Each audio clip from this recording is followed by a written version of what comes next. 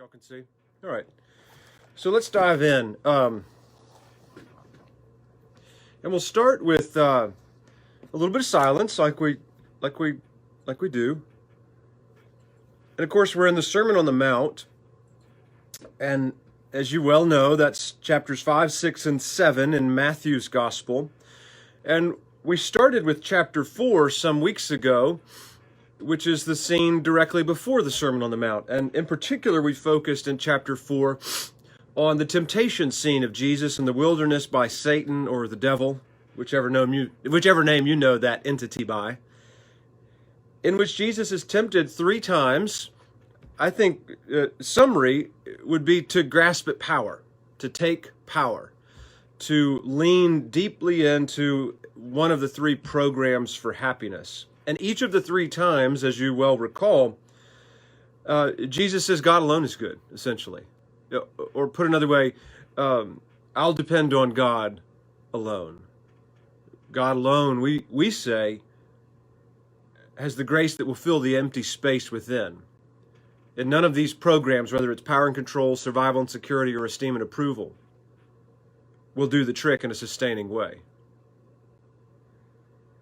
And then Jesus directly goes from there to a compassionate energy for John the Baptist, who has just been arrested and will be beheaded. And he doesn't save the day for John. He enters into a compassionate rhythm and depth with John. He then goes directly from there and starts forming relationships. In the New Testament language, we would call it calling disciples. And he finds some people who are at work fishing, and he invites them to drop their nets and follow me.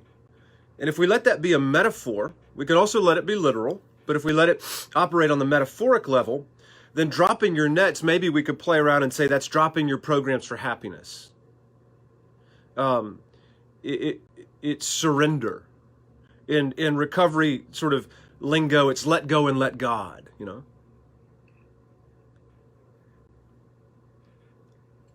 Then Jesus spreads a little love in a healing scene, and then he gives a Sermon on the Mount. And the beginning of the Sermon on the Mount is the Beatitudes. And the Beatitudes are an affront to, and I might even say they're confrontive to, the status quo, which says that success and power are the things we ought to aim for. In the Beatitudes, Jesus is lifting up people who are impoverished of a variety, 8 or 9 different consolations. The sad are impoverished of comfort at the death, let's say, of the beloved. The peacemakers are impoverished of the drive to fight. Does that make sense when I'm using that word impoverished? The pure in heart are impoverished of an egoic drive. They have undivided hearts and an undivided love for God and our Lord. So the first will be last, the last will be first, right? He gets this very sort of power-hungry temptation scene with the devil. He says, no, no, no, and then he doubles down on lifting up a very poverty of really the whole human self, which makes one vulnerable, this beatitude impoverishment to the overwhelming love of God. And so in meditation, this is where we're going to make our connection to silent prayer, right? In meditation, what we're doing, especially in the centering prayer practice that we trade in a lot here in this space, what we're doing is consenting to that impoverishment. Like consenting to that unconsolable impoverishment that is the sacred ground of our own soul, where we are not other than God. Where in fact, Jesus called it the narrow gate, where we are in fact passing back and forth into God, and God the same with us. And so I've put on the screen here 2 sentences that I think are really helpful sort of on-ramps to meditation and the theology that undergirds our consent in meditation to the presence and action of God within. And the first one is a paraphrase of mine from a teaching of Jim Finley. So this is not my line. I wouldn't dare take credit for it, but I also don't want to sort of indict Jim Finley with my paraphrase. So this is my paraphrase of his teaching. And the teaching is both simple and incredibly challenging. You are each of you, all of us, me, you, everybody. You are invincibly precious in your brokenness. I tend to think, building on that God might just find us especially precious in our brokenness, which is counterintuitive to the Western mind and drive. Because I'll be good enough when I'm finally not broken, damn it. When I get this thing figured out and fixed, when I stop making mistakes.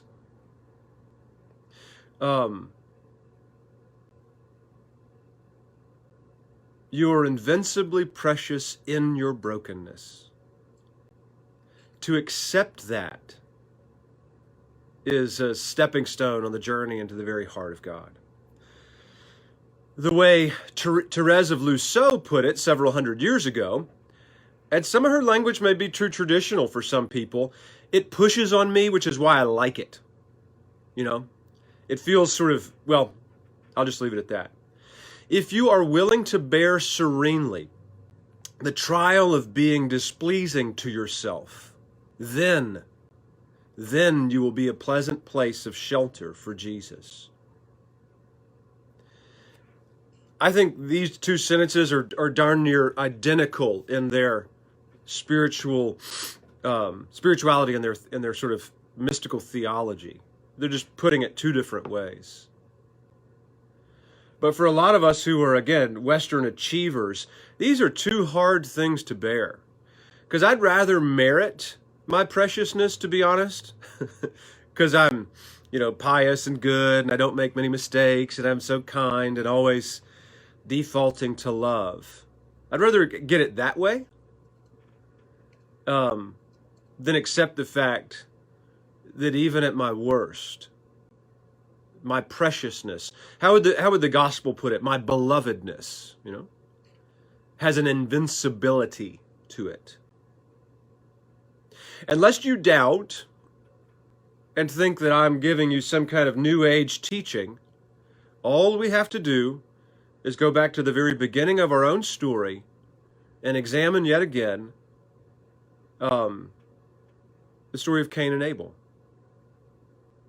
And if there was ever anybody who epitomized in our narrative brokenness and the trial of being displeasing, it was Cain, who murdered his own brother, was caught red-handed, pun intended.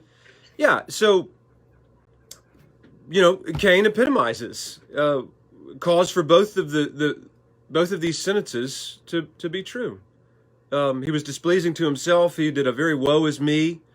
And he clearly disheartened the very heart of God. And he was not killed. He was indelibly marked as invincibly precious. So meditation then is us sinking down into this invincibility of our own preciousness and just trying to sit there, And the monkey mind will try to pull us out of that sort of throne room of our own preciousness.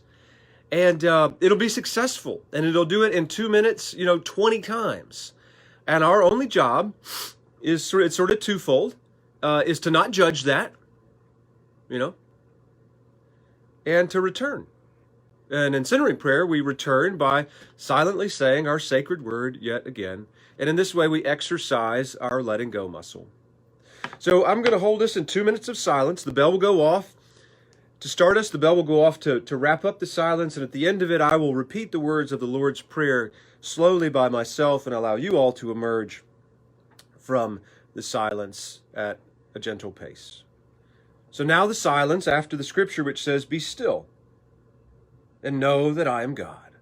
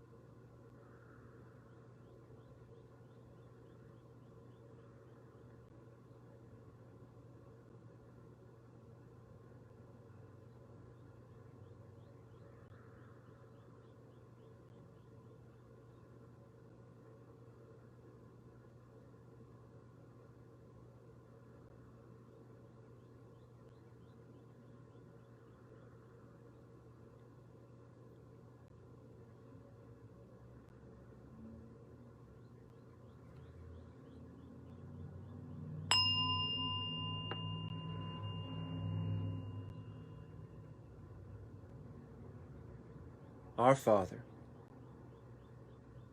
who art in heaven, hallowed be thy name. Thy kingdom come, thy will be done, on earth as it is in heaven. Give us this day our daily bread, and forgive us our trespasses, as we forgive those who trespass against us. And lead us not into temptation, but deliver us from evil. For thine is the kingdom, the power, and the glory, forever and ever. Amen.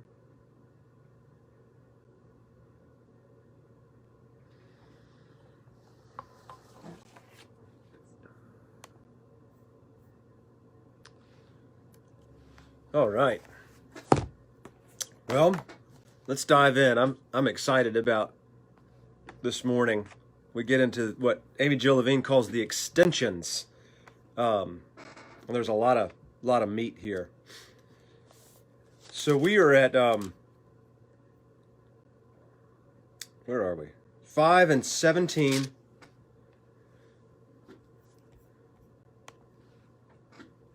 Through 48. Yep. But we're going to read everything from the start. So let's do this. Kathy Clark, will you read the Beatitudes? So chapter 5, 1 through 11. And then Lee, will you read Salt and Light? So 13 through 16. Then Amy, will you read the first half of today?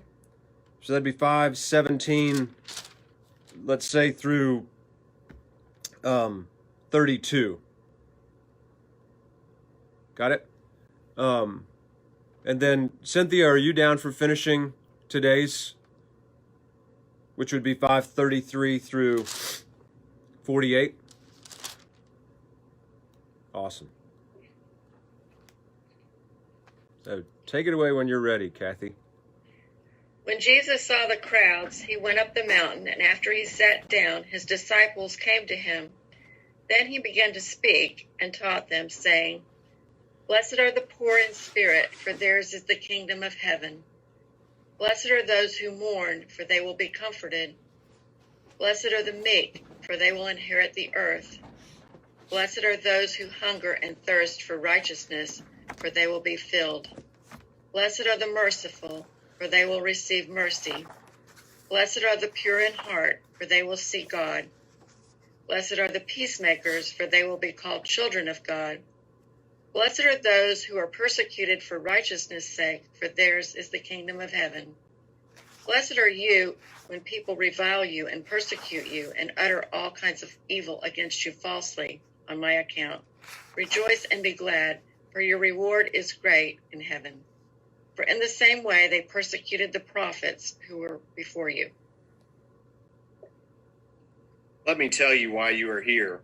You're here to be salt seasoning that brings out the God flavors of this earth. If you lose your saltiness, how will people taste godliness? You've lost your usefulness and will end up in the garbage. Here's another way to put it. You're here to be light, bringing out the God colors in the world. God is not a secret to be kept. We're going public with this, as public as a city on a hill.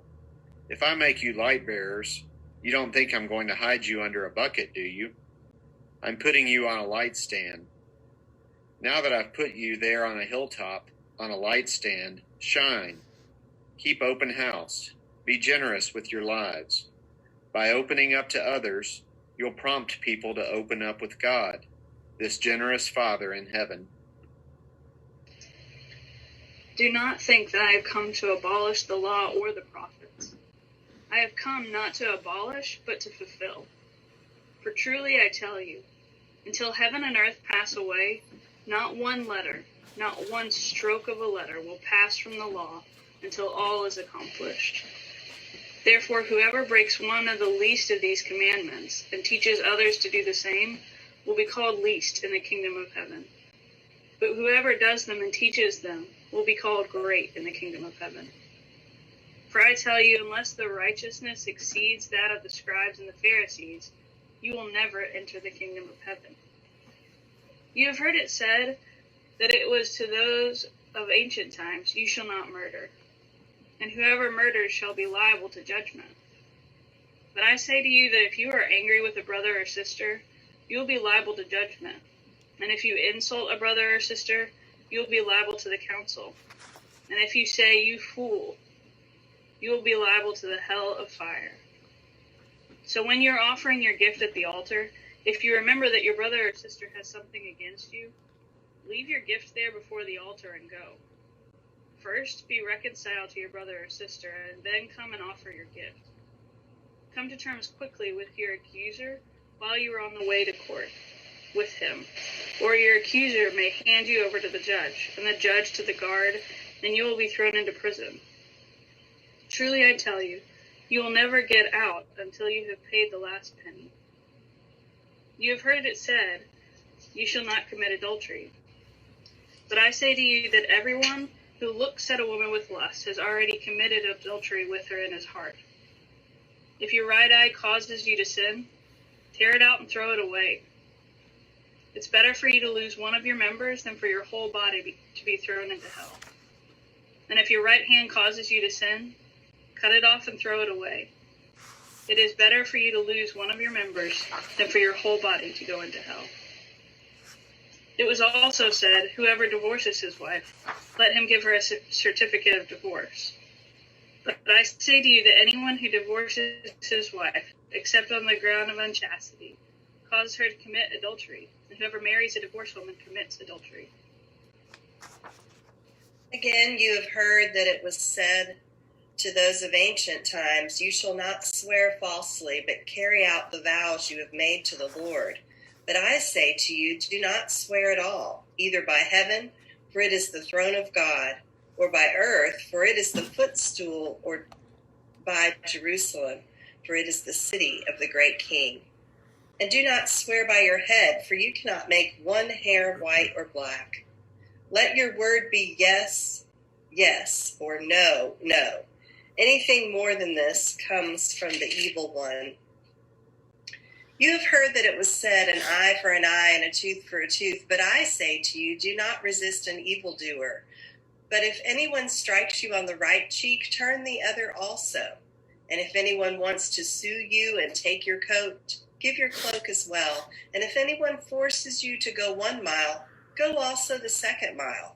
Give to everyone who begs from you, and do not refuse anyone who wants to borrow from you. You have heard that it was said, you shall love your neighbor and hate your enemy. But I say to you, love your enemies and pray for those who persecute you, so that you may be children of your Father in heaven, for he makes the sun rise on the evil and on the good, and sends rain on the righteous and unrighteous. For if you love those who love you, what reward do you have? Do not even the tax collectors do the same? And if you greet only your brothers and sisters, what more are you doing than others? Do not even the Gentiles do the same? Be perfect, therefore, as your heavenly Father is perfect.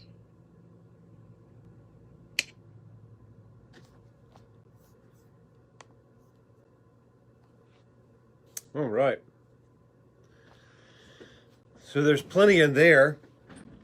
I think it's helpful for us to remember that we're in this trip through the Sermon on the Mount, in part at least, in an effort to rediscover our own values as Christians, as followers of Jesus. And the way I've sort of developed my own sort of way to articulate this is evolving, is that for Christians, the core value is love. And to me, I image the core of the earth, like this molten core that is clearly and objectively the center. And then what happens is the core, it's a metaphor, the core then emerges to the surface level, so the surface of our own lives, let's say, and it operationalizes or concretizes in operational values. So we have this sort of core value of love, and then it manifests itself in operational values or a love ethic. And in the Sermon on the Mount, we get the operational values of Jesus.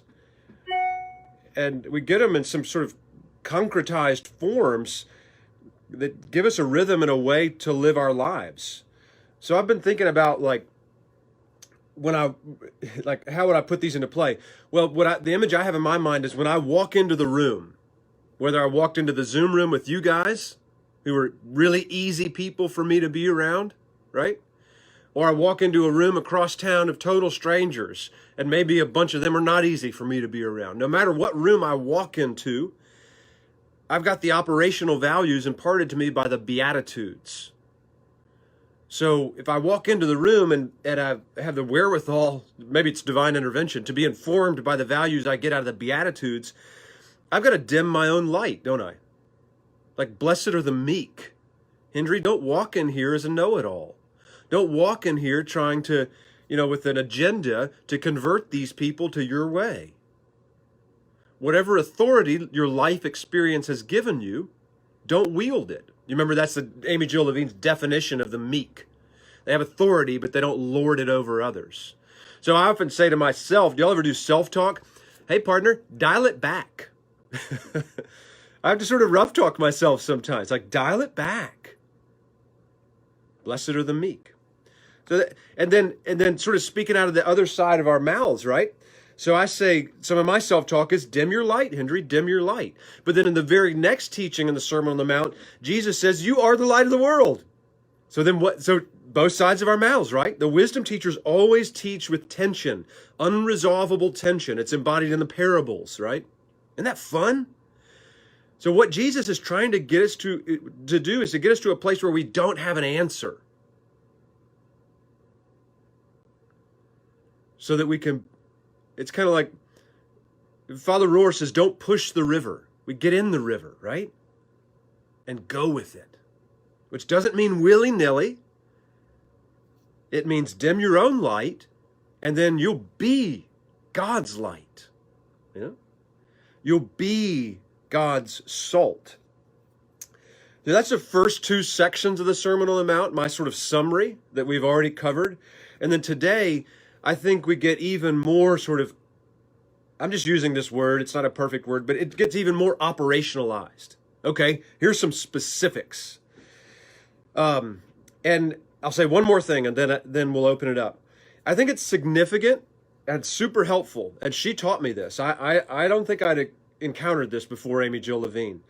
That Amy Jill Levine calls today's teachings the extensions. And she notes, and I'm sure you picked, those of you who read, and you don't have to have read, but if you did read, you might have picked up the sentence in there where she essentially says, not essentially, she exactly says, these are not antithesis statements. Because antithesis statements would sort of be opposites, right? And they would be Jesus not fulfilling the law, but countering it or negating it. Which is, she's got some office for this stuff because she's a Jew, so she speaks right into the heart of the tradition of our Jesus in a way that, frankly, I can't, and with respect, you can't either, unless some of you were born and raised in a Jewish family, which would be great. She says he's here we go, page 26. Jesus extends, intensifies, and glosses the commandments, which is not an antithesis. And just so you know, and some of you may know this, in the academic scholarly world of the biblical scholarship, she's going against the grain right here. She's doing it very graciously, I think. She doesn't call anybody out directly, but she's essentially saying, you've heard some of my counterparts say this is antithesis. I disagree. I think they're extensions, which I think is, I really like her read on it, because frankly, it gets to the heart of the wisdom groove that Jesus is in. So, all right, that's my little contextual bit for today. What in all of this, and any of it, from chapter 4 all the way up to the 48th verse of chapter 5, is emerging for you today? Whether it raises a question in your mind or heart, causes a concern, gives you hope, intrigues you in a way that you haven't been intrigued before. What's out there for you?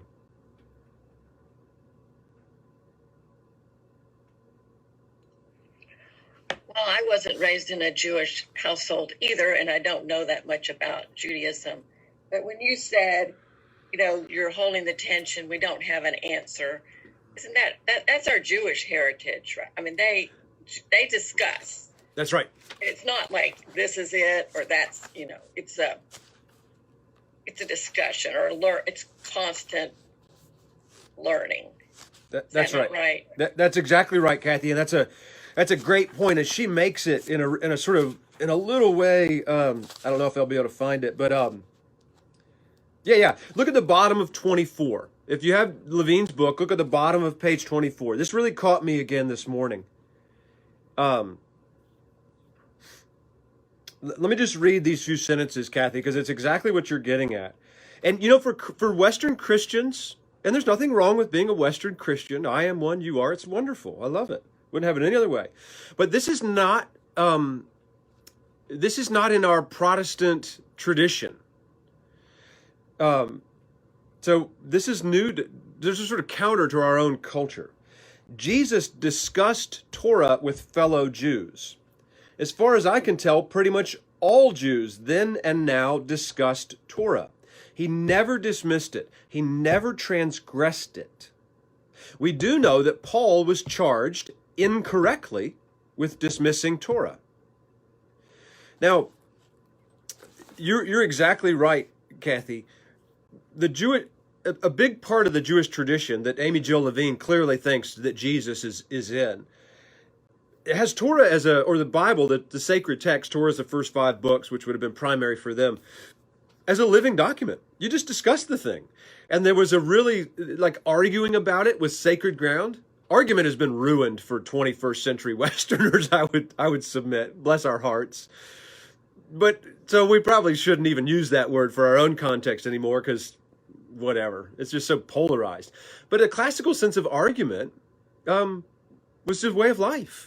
You argue over the text, and you see it this way, and she sees it that way, and he sees it that way, and argument is what moves the ball down the field, if we could put it sort of that way. An agreement is an idol in our world, and it wasn't an idol back then.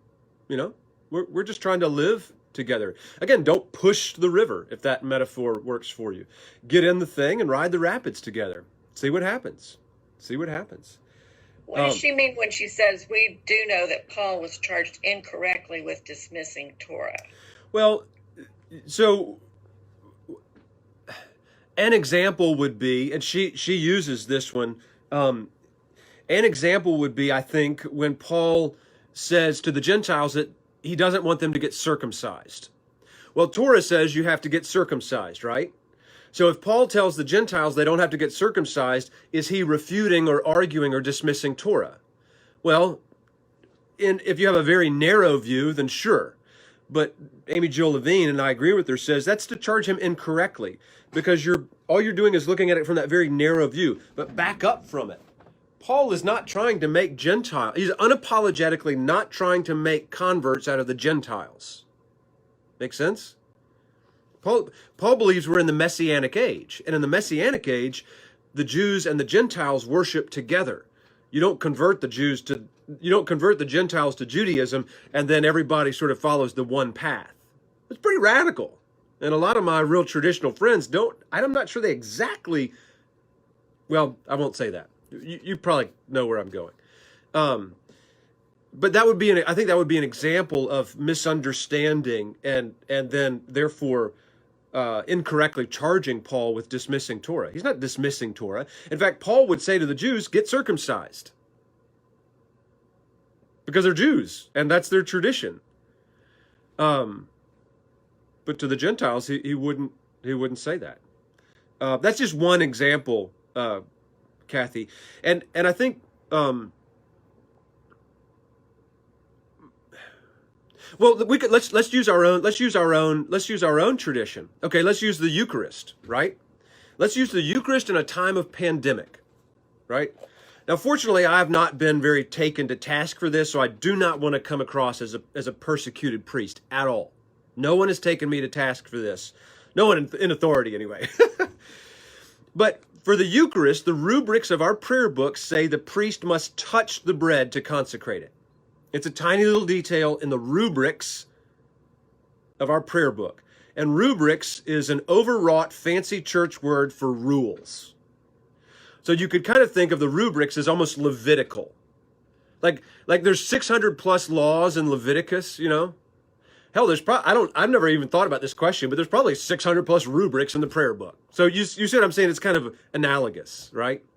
Well, we're in a pandemic, and I happen to sit at the feet of the mystics. I'm not saying that I'm anything special. That's just my inclination as a Christian. I'm very compelled by the mystics, their teaching, their theology.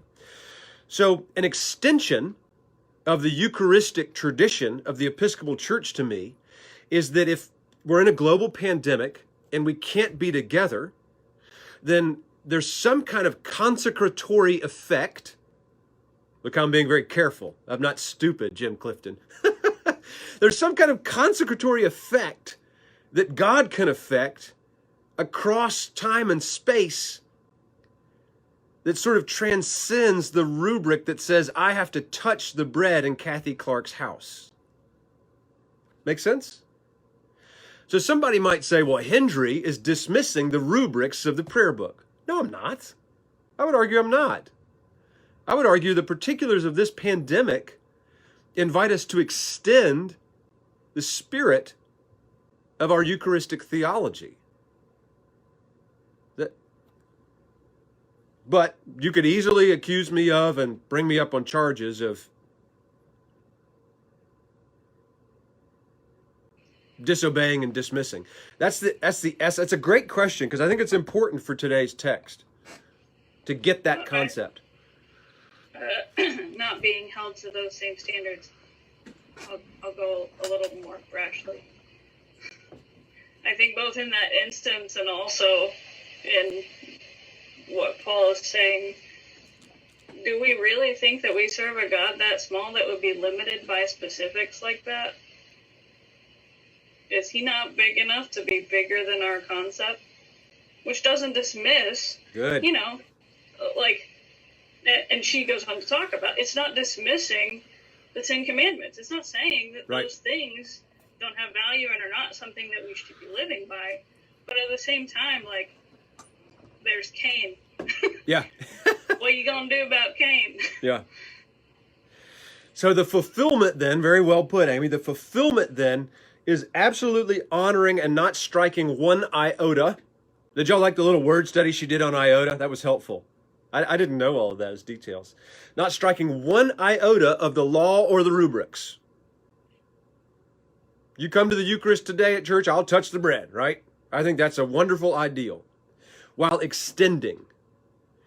Because the bloom of God's limitlessness never stops, right? So what else is in here for you guys? So that's kind of really covers verses 17, 18, and 19. What about 20? Maybe we'll do a little linear look at the text today.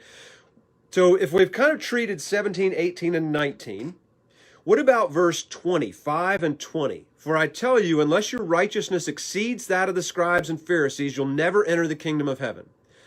Now, think about it. See if we can process that through the lens that we've been using for these past weeks. The sort of wisdom lens. Remember what Amy Jill Levine says the kingdom of heaven is? Any thoughts on verse 20? Well, that's where I was headed. Good. It was probably my favorite takeaway from this chapter. On page 27, it's the last little bit of that section that ends there. She says, he fulfills it by getting to the core values of the commandments. By following the commandments as Jesus interprets them, his disciples walk as if they already have one foot in the kingdom of heaven. Yeah, good. And I've, like, maybe that's the concept that I have somewhere under the surface understood, but it just being spit out like that, like, that's the point. The point is living into, like, we don't have to wait to get there. If we take on those values now, we're walking into it. Yeah. And I just love that. That's great. And I think, too, it kind of echoes back to, like, when Jesus is leaving them and says, I'm giving you the Spirit, you'll do greater things than I've even done. I think it's the same kind of thing as what he's saying here about the scribes and Pharisees. Like, he's not dismissing himself, and he's not dismissing them. He's not saying that they aren't good and you should do better things than that. That's good, and there's even more. Yeah.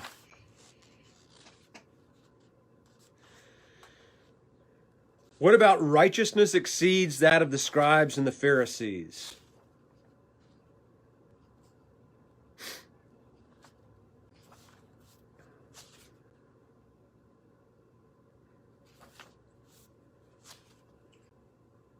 It seems like I sort of agree with Amy, and I think if I'm remembering right, Levine says this. It's not like he's saying the Pharisees are terrible. He's saying, I think she's saying what Amy I think said, that the Pharisees are good, but you can do even more. I like how Amy said that. Yeah.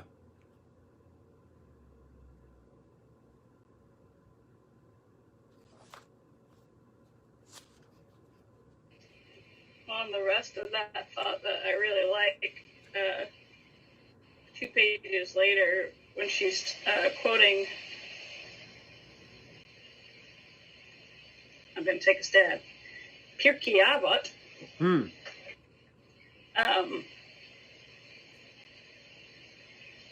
She's talking about what the rabbis, a quote of the rabbis, but the Torah protects the commandments by creating the circumstances that make a violation more difficult. And as I've been, like, thinking about these extensions, like, there's so often we feel like limitations are trapping us. You know, that by saying we can't do something or we shouldn't do something, that we're like, stop putting me in a box, like, I hate this. Yep. But I love the thought of creating the circumstances that make violation more difficult. Yeah. Like, it's giving you more opportunity for success. So, like, not just to follow what scribes and Pharisees say. You know, it's not just the letter, but the letter's important. But, like, the reason you would do more than just the letter is because it's setting you up to get at the heart of it. To not just check it off the list, but, like, to really get out of it what you're supposed to. Like, you may have had success by just following the letter, but, like, what did it do to you? What did it do for you? How did it change you? Yeah. You can lose benefit by just following the letter. Henry, to me, the worldly is the symptom, right? Murder is a symptom, and it's bad, right? Nobody's for more murder, but what Jesus gets at is that root cause, the anger, the hatred that's in your heart. Yep. Talks about it with adultery, right? If you've done it in your brain, in your heart, you've already done it. Yep. Right? Is physical world bad? Don't do it. But get at the root cause. Yeah. Yeah. The hate. That's right. Easier for me to fix what I can see. That's right. Let's just arm wrestle whatever it is on the surface level. Don't make me go deep. That's right. Plus, I can keep score, right? Oh, yeah. And to your other point about being pious. Yeah. Speaking of those issues. Yeah, issues. Identity politics. We keep score. Yeah. Well, and I want to say one little word about verse 20, and then let's get into the extensions themselves. One thought that occurs to me is your righteousness exceeds that of the scribes and Pharisees. Like that, like do that. It makes me think, if I sort of want to put that on the street for myself, it makes me think of self-talk. So, Hendry, what is that area of your life where you pour the most of yourself into it? You know, like where do you achieve the most? Where do you strive the hardest? You know, pick your poison. What's the thing that you really go all in on? And a lot of times, if we're honest, it's something that's rather self-serving, right? Who knows what it is, but you know what it is. I know what mine is, you know. What if you put that much not what if. Put that much energy, that much passion, that much striving and hard work into the cause of love in accordance with the teaching of Jesus Christ? What if you were as careful? Like, I'm a personal finance dork. It's embarrassing if you saw my checkbook, right? I'm just a detail guy with personal finance. Kathy Clark knows this. What if I put that much energy, Jim, into how careful I was with loving people who are difficult to love? Not entering into the culture wars because I understand that Jesus is calling me to something different. That's just an example, right? Or what's your favorite, you know, that's probably enough example, but like, let your striving after following Jesus exceed that striving you do in that other area of your life. So let's move to anger, adultery, divorce, oaths. What in that reaches out to you in the text and in Levine's book? Well, related to what Jim was just saying, I thought that was an interesting concept of building the fence around murder. Yeah. Of course, I like really concrete images. So it's basically what he's saying. You build the fence around murder, so you work on anger, so you don't get to the fence, I guess. Yeah. I thought, yeah. Is that her idea, or is that coming from somewhere else? It could easily be hers. I've not ever heard the image of build a fence around, so it could easily be hers.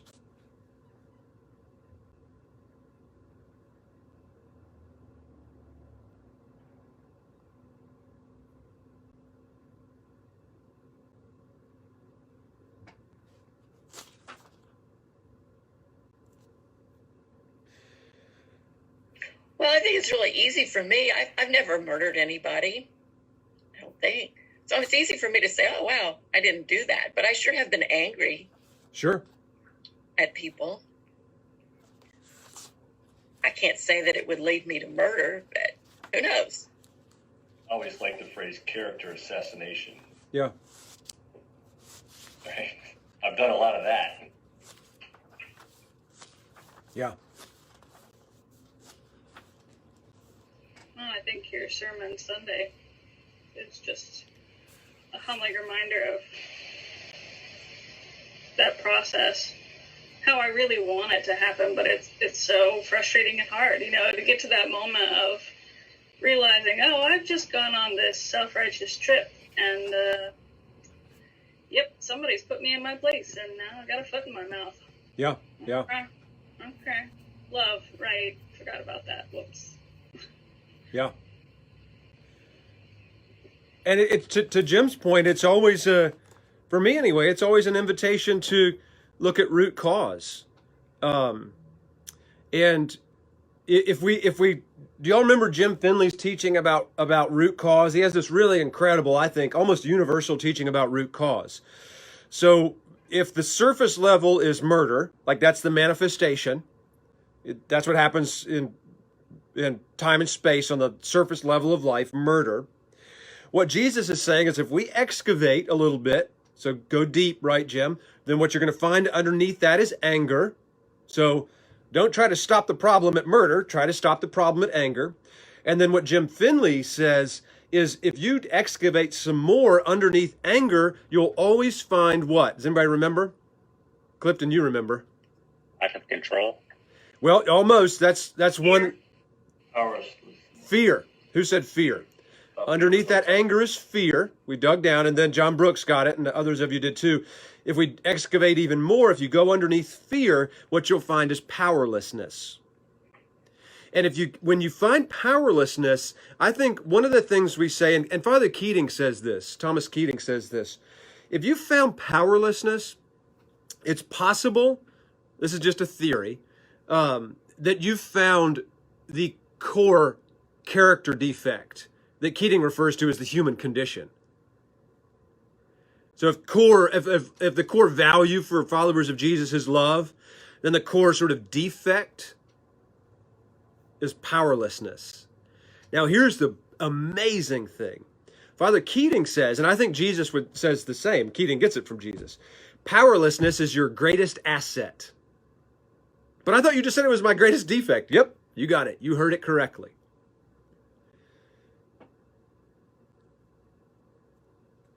So, excavation. Henry, what do you always say? Letting go. And when you take it, accepting powerlessness is letting go, practice of meditation. That's right. Excellent. Yeah, exactly. So let's do this. So we've kind of excavated with murder and anger and fear and powerlessness. So if we pick up at 5 and 25, Jesus says, come to terms quickly with your accuser while you're on the way to court with them, or your accuser may hand you over to the judge, and the judge to the guard, and you'll be thrown into prison. And truly, I tell you, you'll never get out until you've paid the last penny. Work that metaphor for me a little bit. What can we glean from that? And yes, I think it's a metaphor. We can go literal if you want to, and I'm happy to meet you there, but my sense is that may not be necessary.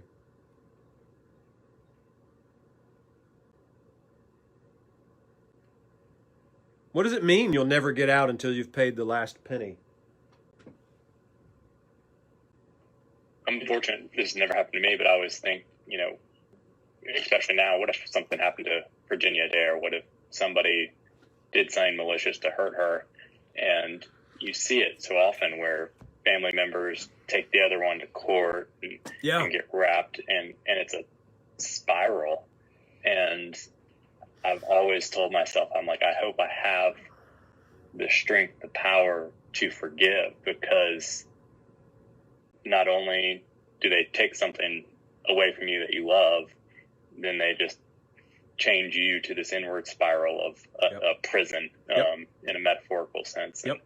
And, that ability to let go and release. But I see so many, you see so many families of victims that just fall into that trap, and it consumes their lives, and you just pray that they have peace someday. Yeah. Beautifully put, John. I think you're exactly onto it. Sometimes in sort of contemporary lingo, we say they get rent-free space in our heads, and they can get it. They can get rent-free space in my head for the rest of my life if I let it. Amy reminded me of this story I told in the sermon. That's what my buddy was saying. He was like, "I'm down with you. I mean, we can badmouth, all day long, but we're never going to get out of that circuit of being disgusted with this person. So there's an off ramp. Let's take it." Jim. Is Rohr, I'm sure he's not original in this, but somewhere he talks a lot about resentment being the block to God. Yeah. Right? Cujo. Well, and it doesn't take anything away from the other person. It doesn't affect them at all. That's right. It deprives you of everything. Yeah, yeah. Like, it is going to take your last penny. Every bit of your hope, every bit of your focus, like, it'll take everything. That's right. It'll eat your But lunch. it doesn't affect the other person at all. So have you won? Yeah, Like, yeah, yeah. Exactly, Amy. I had talked to Father about, 2 weeks ago about something I've been holding on, and I would actually check the obituaries from back home to see if this person died. I have not checked it since we've been talking. Oh. I don't care. He's out of my life forever. Bless you, Misty. Bless you. God, what a testimony that is. That's real stuff right there. That's on the street, isn't it, Kathy Clark? That's the real thing. Yeah, yeah. Wow. I really like your phrase. The perpetrator gets rent-free space in your head. Because I've done this. Somebody did something to me once, and I won't go into it, but really, I think you would all agree was a bad thing. And I kept replaying it in my mind. And in fact, I talked with a counselor about it, and they said, in other words, sort of what you just said so succinctly, that basically they had hurt me once, and by thinking about it, I was hurting myself over and over, and that they had stopped and I was continuing it. And I think that's sort of what you're saying, and it's, I think, really important to me. Yeah. There's an odd, for me, perversion, an enjoyment in it almost. When you really get wrapped around the axle. Yeah. It's like justification, rationalization, I'm right. I'm choosing to distance myself from God at that point. Yeah. And in some bizarre, well, not bizarre, in probably some very literal sense, I'm choosing hell. Yeah. Yeah. Wow, that's neat. I mean, that's well put. Yeah. It's scary, is what it is. Well, and Jim, you sort of mirror the question to yourself and to all of us. How is being right working out for you? And it's like, what do you mean? Are you happy? And you're like, no, I'm miserable. I scored. I scored. I got points on the board. But she is wrong. So let's talk about adultery and divorce.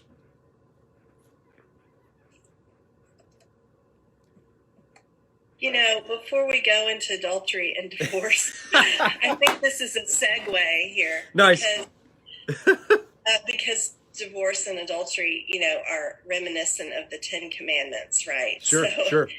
I'm thinking about what all of you have said this morning about holding on to resentment. I think that is idolatry in my life. Going back to the 10 Commandments. Amen.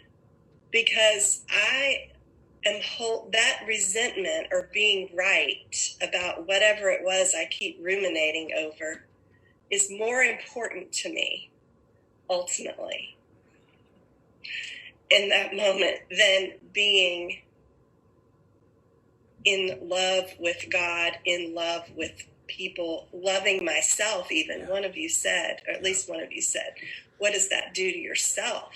Yeah. Well, Marilla did. You know, you're hurting yourself over and over when we relive this. So I just wanted to put the word idolatry out there because that's really pressing on my mind with this. Oh, Cynthia. Wow, you name it for me. I think you're exactly right. Wow.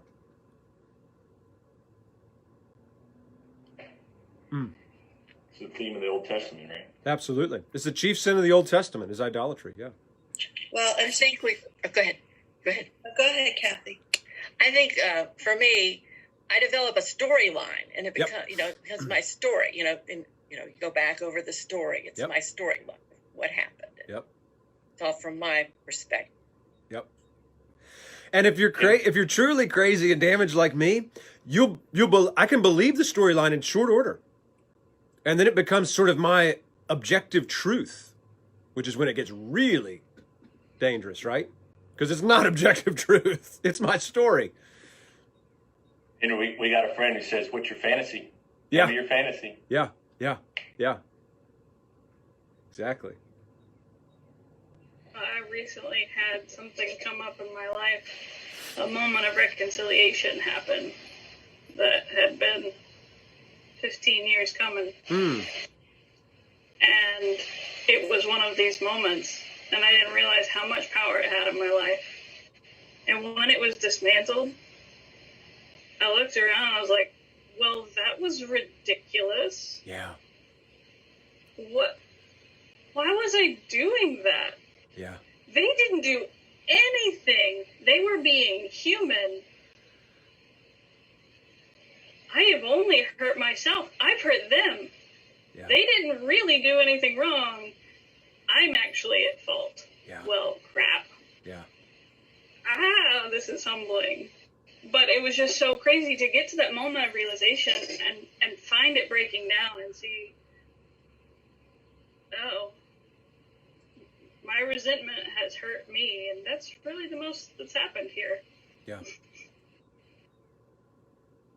So, I mean, I can't help but think that if like Jesus as our teacher, like teacher, you know, is so pleased with this conversation because not because we're all humble and pious. I mean, I think that's true and that's great, but because we're taking the Jewish sort of groove here, we've taken the text and we've sort of, in the classical sense, sort of argued it out. We're sort of letting it live in our own lives, and we're telling story, and holding up mirrors to each other and ourselves. And I can hear Jesus sort of saying, like, yeah, you're getting it. You thought murder was the problem, and murder is a problem, but it's not even half the story. You know, what's underneath, like where Clifton took us to get us into this, what's underneath is where, well, it's kind of like the tip of the iceberg, right?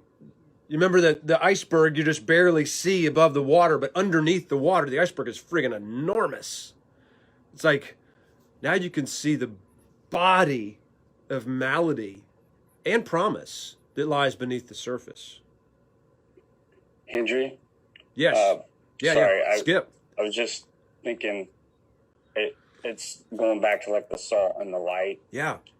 And so Jesus, he's teaching, but he's also trying to heal. And so it's like all of this is healing, you know, getting you to let go. But it takes you back to the, like, you can't be the salt and the light when you're all mad. You know, and you're just mad at everything, you know. And so you have to like be able to get past that. And Jesus is like right there telling you, you know, you gotta let go. You gotta let this go. Yeah. You know? Yeah. So anyway, just going along with the thing, it starts with like the salt and the light, but that's what we want to be. But we can't be that when we get caught up in all this other stuff. So beautiful. Oh, Skip, God, thank you for taking us to the salt and the light, because it strikes me that when we're doing the work we've been doing for the past 30 minutes, we are the salt and the light. Because the salt and the light, building on what you're saying so beautifully, Skip, the salt and the light is not that we get it right. It's that we can model, I'll use this word, the sort of process. That we can, the salt and the light, like Cynthia has done so beautifully, can reflect on the fact that we've immersed ourselves yet again in idolatry. It's not about I'm light because I don't have idols. I'm salt and I'm light. Skip Kimbrough is salt and light. Cynthia is salt and light because they remind us by the way they reflect on their own lives that we have a propensity to idolatry. And when we realize it, we should do the work and repent. Does that make sense? And you know what? Salt really stings to get it in a wound. Yeah, good. I want to say, this conversation is not That's fun. right. That's right. Yeah. Well, that's exact. God, that's a great image too. When my buddy said to me, "Hey, Henry, you're running this guy down the road. I mean, I like, how's that going?" That stung me. To your point about the salt, that's exactly right. Oh man, that's so good. Idolatry is an important thing to bring up.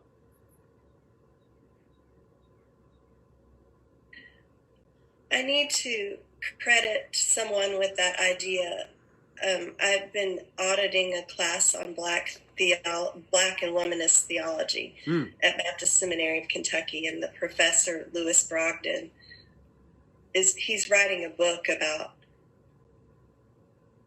the idolatry of the white church being at the root of racism, and his unpacking of what that means, of us, the white church loving certain things more than the freedom of Black people. I don't know. It's just gotten me thinking about idolatry. Sure. Like the implications of that in so many areas. So I just wanted to credit him with that, Dr. Brogdon. Oh. He's one of Mark Medley's colleagues. Yeah. Oh, thank you. Thank you, Cynthia. So what about adultery and divorce?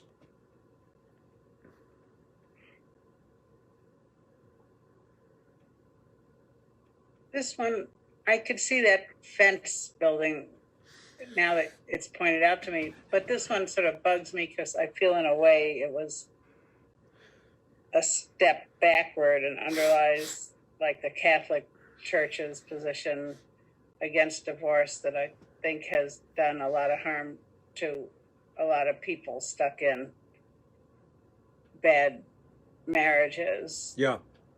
And also has favored the wealthy who could go through all the hurdles to get an annulment. And, some people would work for a long time on those things, and a little influence didn't hurt, and so it's hard maybe for me to just see as it's being written, because I'm seeing it through this lens of my own concerns about present social conditions regarding women's rights, divorce. Absolutely. That kind of thing. You're naming a real task, I think, for all of us, Marilla, is to let the text be in its own context, which is not easy to do. I mean, you're a bright, open, big-hearted woman, and it's not easy to do, is it? Similarly with the word hell in here, I bet every single one of us, and y'all are smarter and more well-intentioned than I am, we are all colored by Dante's Inferno. We just are. Even if you don't know Dante's Inferno, you're still colored by it because it's so in our culture. And it simply wasn't a thing. So similarly, to let the text be in its own context, I'm glad you're bringing that up, is not without its significant challenges. One of the things that really helped me in Levine's unpacking of this is when she named on page 31, just straight up, top of page 31, first sentence in the first full paragraph, Israel was a polygynous society. That's a fact. And polygynous means a man could have more than one wife. So Levine is not apologizing for that, nor is she defending it. It's just a fact, a contextual fact. So Jesus is speaking in that context, which is incredibly foreign to us. What does she say here? At the time of Jesus, a Jewish man, again, we're on 31 near the top. At the time of Jesus, a Jewish man could have sexual relations with a divorcee, a prostitute, or an otherwise unmarried and unengaged woman. I love this line. It might not look nice, but it was not forbidden. Then parenthetically, we might compare the dating habits of the American teenager, but we won't. It wasn't fair. By our standards, it wasn't fair. It's not right. It's not anything that we can ethically or should ethically wrap our minds around.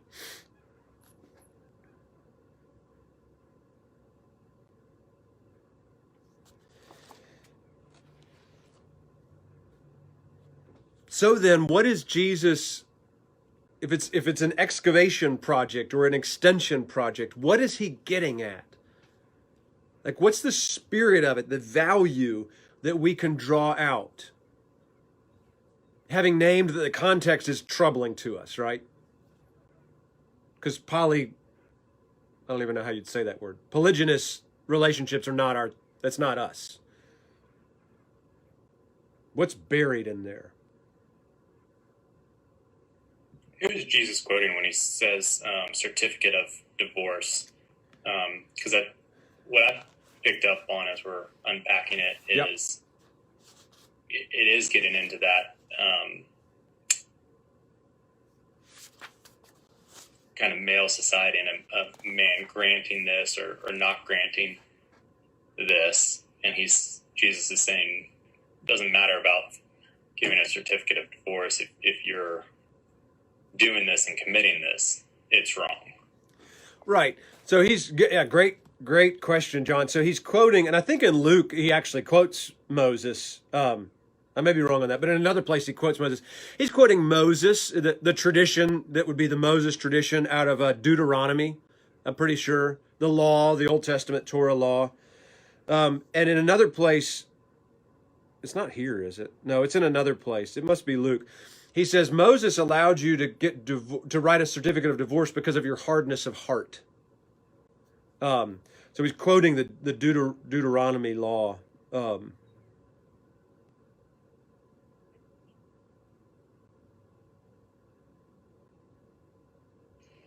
don't know if I'm reaching, and I don't have a full thought. Good. That sounds perfect. Great.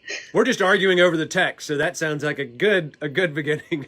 Well, I feel like I see a glimpse of a possibility in here, and it interests me to throw it on the floor and have somebody else chew on it.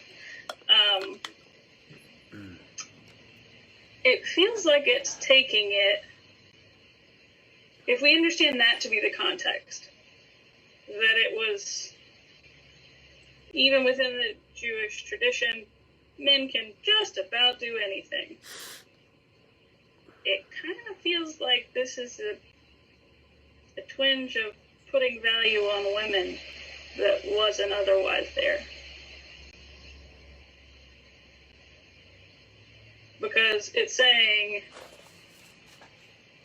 if you divorce your wife, then you're causing her to commit adultery. So if in all the tradition, like, the woman wasn't really considered, this is bringing attention to the woman has value and you're doing something to her. You don't have a right to just do whatever you want. You're affecting someone.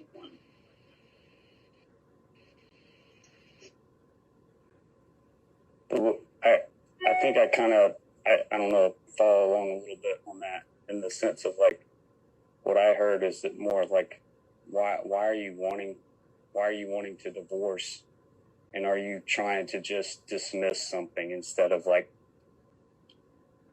you know, there may be some responsibility that you're trying to avoid, is the way I was sort of hearing through some of that when I heard the reading it. The message, the way I've interpreted what it says, basically, don't hide behind the law for your moral decay. Oh, good, yeah. Right? Your whim and fancy and adultery, right? Your selfishness. Just because it's legal, again, that's a symptom. What's the root cause? Yeah.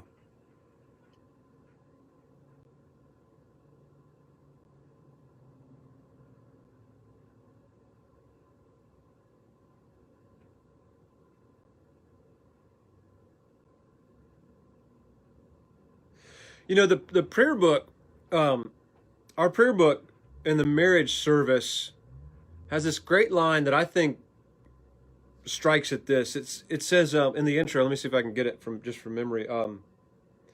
Marriage is not to be entered into unadvisedly or lightly, but reverently. Marriage is not to be entered into unadvisedly or lightly.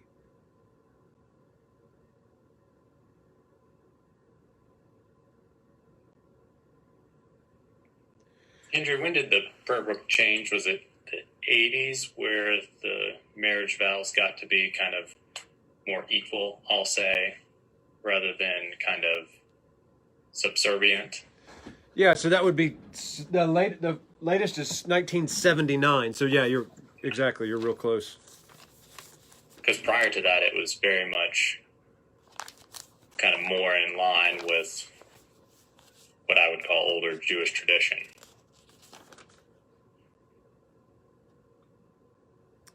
Yeah, a little more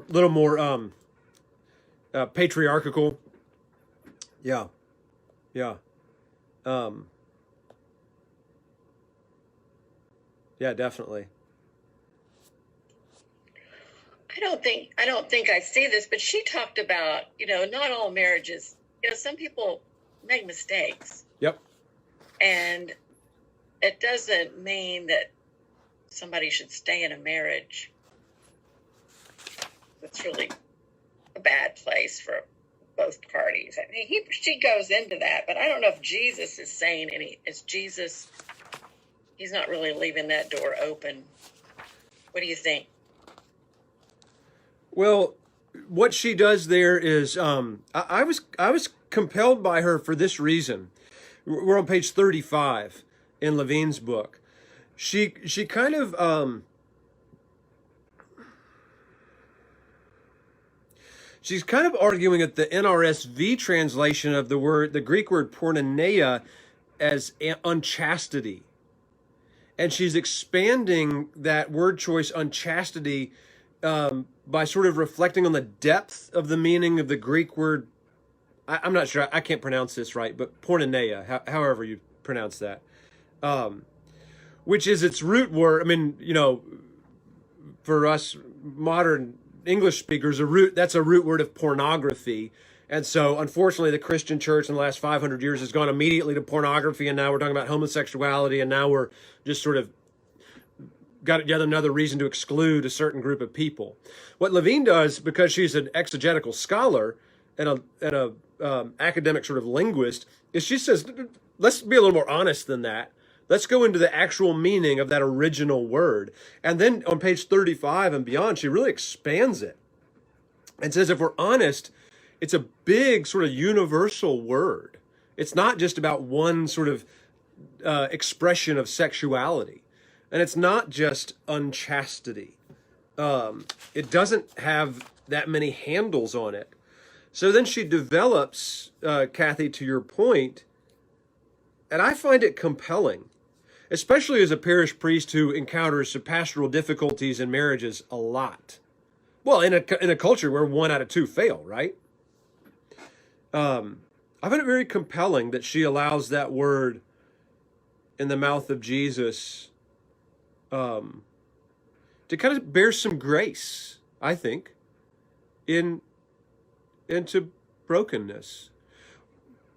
One of the things that's compelled me through almost a couple of decades of working with married couples, in my capacity as a priest, I'm not a therapist, a priest, is what I perceive to see, not infrequently, which I label incompatibility. And I find sometimes I encounter couples over the course of these years, it's like, don't quote me, this is not like, I don't have any data or I'm not a psychologist, but I just like, y'all are not meant to be together. And I don't mean that, I mean that like gracefully, like like, this thing is broken. There may be some question that there was ever compatibility here. And what I see is like, if Cain can happen, Cain's belovedness and his brokenness is not a deal breaker. Like his brokenness is not a deal breaker for his belovedness. Then why would this brokenness be a deal? You know what I mean? Like, if there's not a way forward gracefully in the midst of brokenness, there's no God, and we should quit this Zoom call and, go try to make a bunch of money or something. I don't know. That's what I feel her doing with that word, and I find it very compelling.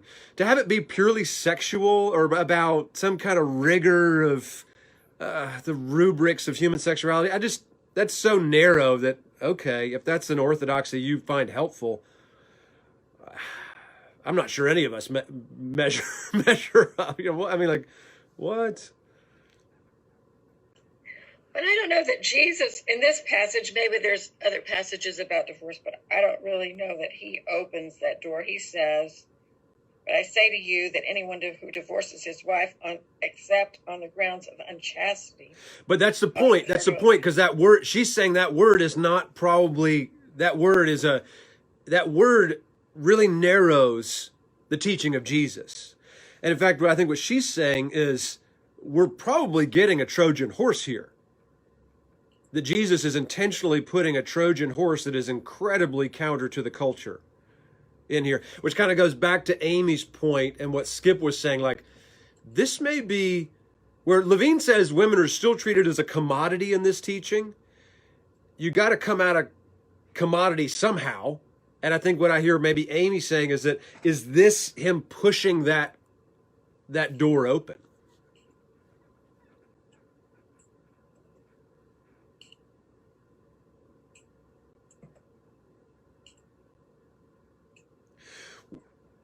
Well, it's relevant to us. I'm not a divorced person. I've not had a divorce, but I'm friends with a lot of people who have. So it is important for us to have that mindset. We should. I mean, I imagine some people are judgmental about. I don't know if they still are these days, but we run into divorced people. We have Sure. relationships with divorced people.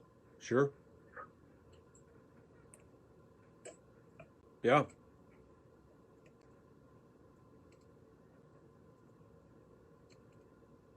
Again, I think this is a real beautiful example of, we're not trying to find the answer, right? We're extending the teaching. Like, just by this conversation, it's an extension of those two teachings. So as we wind down, what out of what's left, oaths, retaliation, and love your enemies, three small little things.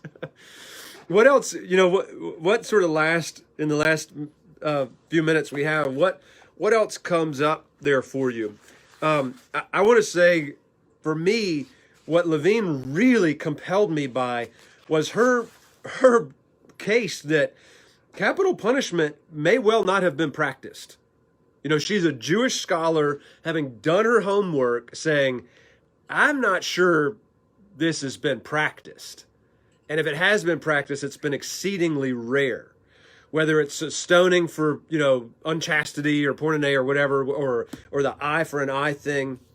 And I really am compelled by her fence argument, where she sort of sees both the Torah and the extension of Jesus making it darn hard to carry out some of these hyperbolic sentences.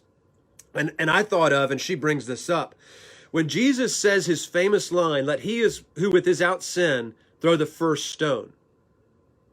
He's not negating the law. He's just making it, I guess, impossible, right? Unless you're dealing with Jesus himself, because who's without sin, to carry out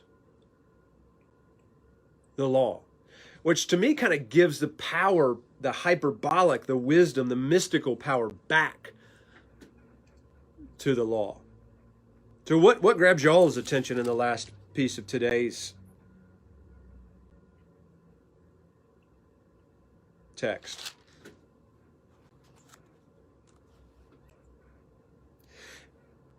And or what's the value? We sort of always try to wrap up these days, like, what's the value that we see that comes out of here for us if we're on this trip to rediscover our own values? What's the operational value that comes out? And operational value.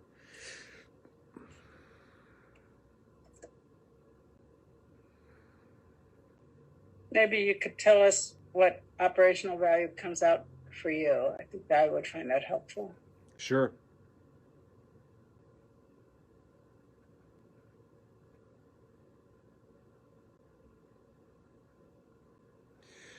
The thing that comes to my mind in this very moment, Marilla, is that a value for me